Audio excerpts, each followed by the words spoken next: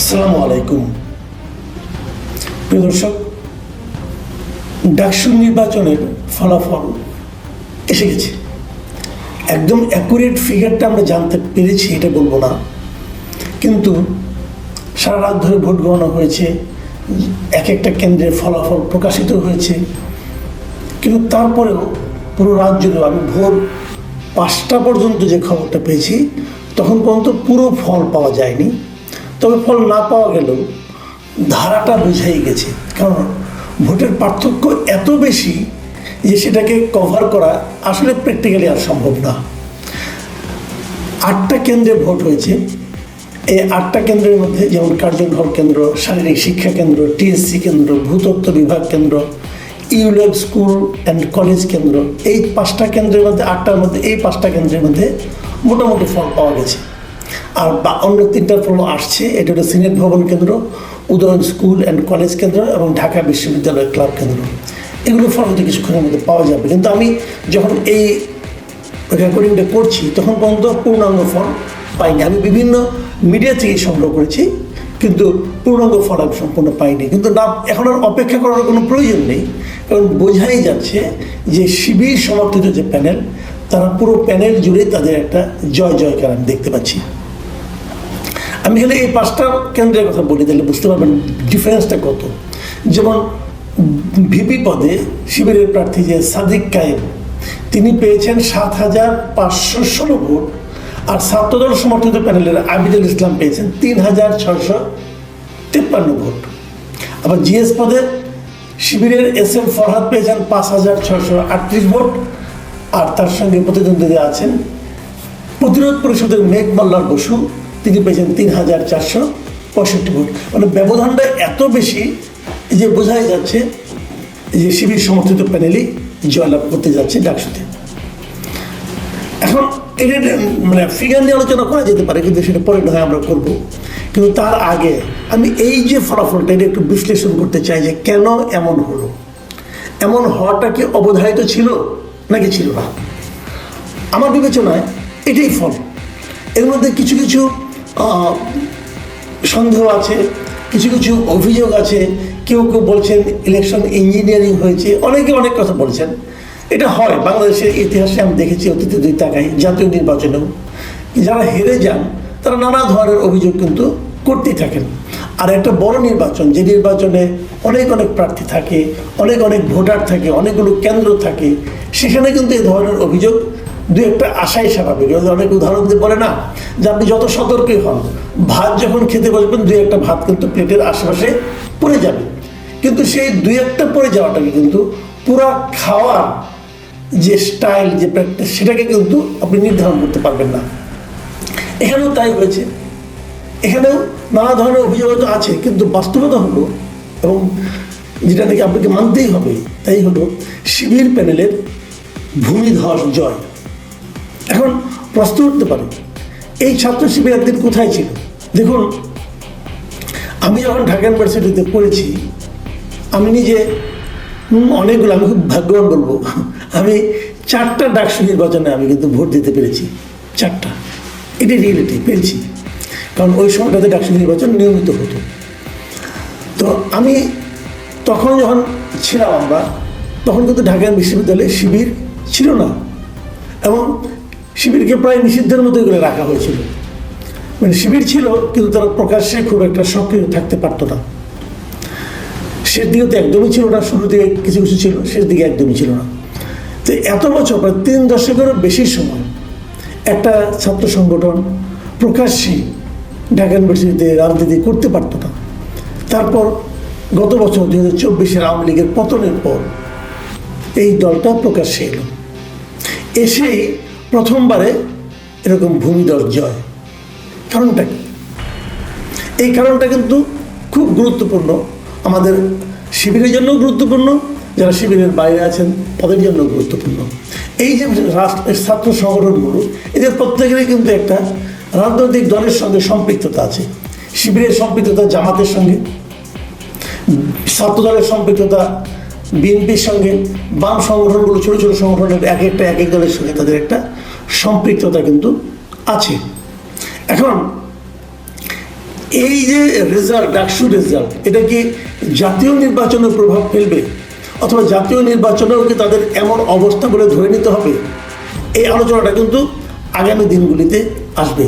তবে প্রথমে ওই কথাটা বলে নেই যে পুরো 3 দশকের বেশি সময় ক্যাম্পাসে নিষিদ্ধ থাকার পরেও একটা ছাত্র সংগঠনের এমন সমর্থনটা কবে হলো, কিভাবে হলো, এটা কিন্তু আমি মনে করি সবার জন্য গুরুত্বপূর্ণ। আমি যেটা বলবো, এটা কি ছাত্র শিবিরের সাফল্য নাকি অন্যদের ব্যর্থতা? এই জায়গাটা কিন্তু খুব ঠান্ডা মাথায় বুঝতে হবে। অন্য সবাই হইচই করেছে, নিজেদের অবস্থান জানান দিয়েছে, নিজেদের মধ্যে একজনের বাহাদুরি ছিল।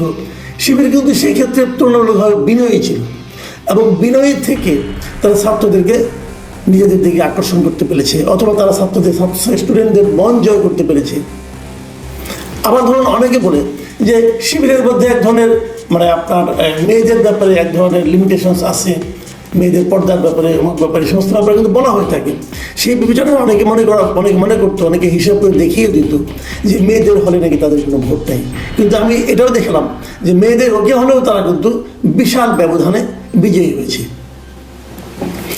এই যে বিজয়গুলো শিবিরের কোন কর্মকাণ্ডের কারণে এই স্টুডেন্টরা, ঢাকা ইউনিভার্সিটির স্টুডেন্টরা তাদের প্রতি আকর্ষিত হলো, এটা নিয়ে কিন্তু আগামীতে বিশ্লেষণ অনেকে হয়তো করবেন। কিন্তু আমি যেটা মনে করি পার্সোনালি, সেই বিষয়টা হলো স্টুডেন্টরা, ইয়াং জেনারেশন, তারা ঔদ্ধত্য পছন্দ করেন না। আমি যেটা বুঝি, আপনি ভাব নেবেন, আপনি ধমক দেবেন, তারা সেটা পছন্দ করবে না। এটা হলো মূল বিষয়। আপনি বিনয়ী থাকবেন, আপনি কেবল নির্বাচনের আগের 3-4 দিন বিনয়ী হয়ে গেলেন, সবার সঙ্গে হাত ধরে হাত আর ছাড়লেন না হ্যান্ডশেক করতে করতে, এটা না। সারা বছর ধরে আপনাদের কি আচরণ, সারা বছর ধরে আপনারা ছাত্রদেরকে কিভাবে দেখছেন, তাদের সুবিধা অসুবিধাকে মূল্যায়ন করছেন কিনা, স্টুডেন্টরা এই জিনিসটা দেখতে চায়।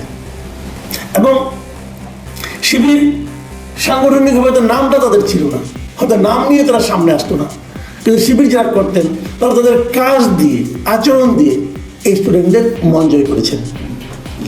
ভোট তো আর কাউকে ঘাড়ে ধরে আদায় করে নাই। অনেকে বলছেন যে ভিসি শিবিরের সমর্থক, জামাতের সমর্থক, অনেকে বলেছেন, কিন্তু ভিসিজিকে প্রত্যেকটা স্টুডেন্টকে বলেছে যে তোমরা এখানে ভোট দাও, তা তো বলেনি। বুথে বুথে যখন তারা গিয়েছে তখন তারা প্রত্যেকটা স্টুডেন্ট স্বাধীন, তারা সিদ্ধান্ত নিয়েই গিয়েছে তারা কাকে ভোট দেবে।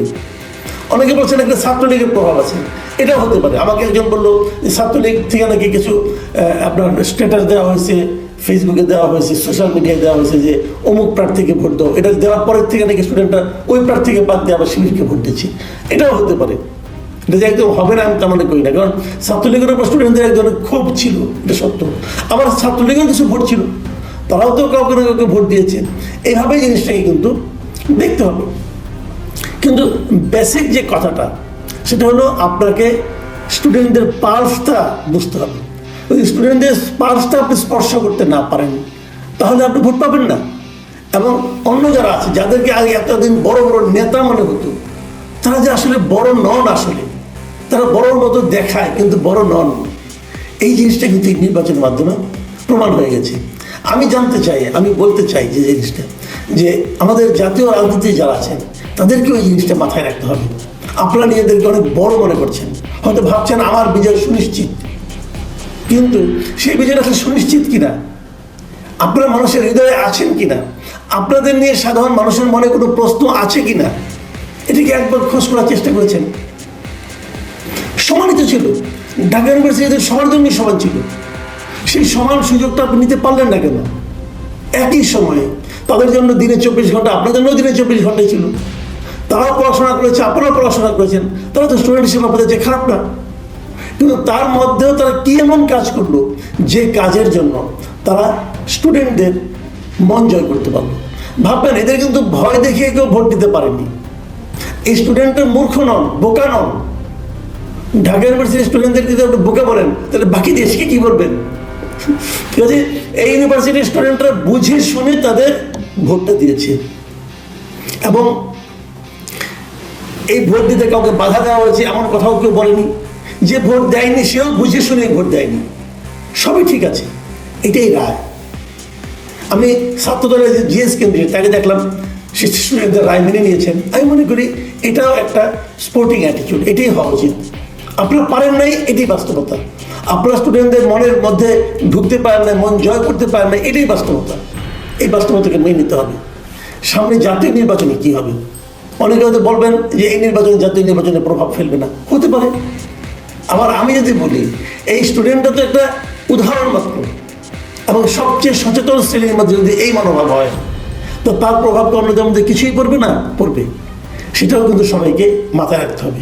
একটাই অনুরোধ, অহংকার ছাড়ুন, দম্ভ ছাড়ুন, মানুষের কাছাকাছি যাওয়ার চেষ্টা করুন। পেয়ে গেছি, এই যে মনোভাবটা, সব পেয়ে গেছি, আমি পেয়ে যাব, আর আমার কোনো কিছু দরকার নাই, মানুষের কাছে যাওয়ার দরকার নাই, আমি